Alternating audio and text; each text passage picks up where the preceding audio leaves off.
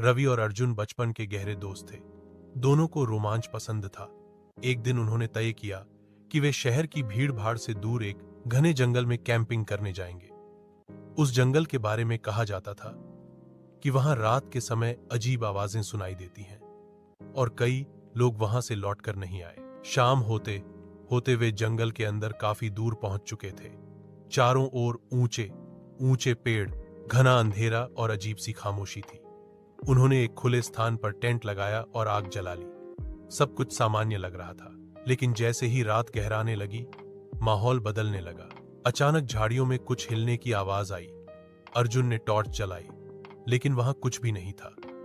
शायद कोई जानवर होगा, रवि ने कहा, पर उसकी आवाज में घबराहट साफ थी।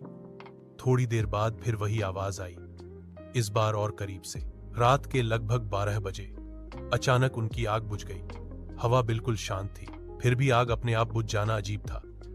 तभी दूर से किसी के रोने जैसी आवाज सुनाई दी। दोनों के रोंगटे खड़े हो गए। अर्जुन ने हिम्मत जुटाकर आवाज की दिशा में टॉर्च घुमाई। पेड़ों के बीच सफेद कपड़ों में कोई आकृति खड़ी थी। कौन है वहां? रवि ने जोर से पूछा। कोई जवाब नहीं मिला। आकृति धीरे धीरे उनकी ओर बढ़ने लगी। डर के मारे दोनों पीछे हटने लगे। तभी अचानक अर्जुन का पैर फिसला और वह गिर पड़ा। रवि ने उसे उठाने की कोशिश की, लेकिन टॉर्च बंद हो गई।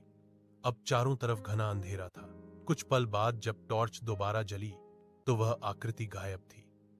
जमीन पर अजीब से पदचिन्ह बने हुए थे, जो इंसान जैसे लगते थे, लेकिन उनके आकार सामान्य से बड़े थे।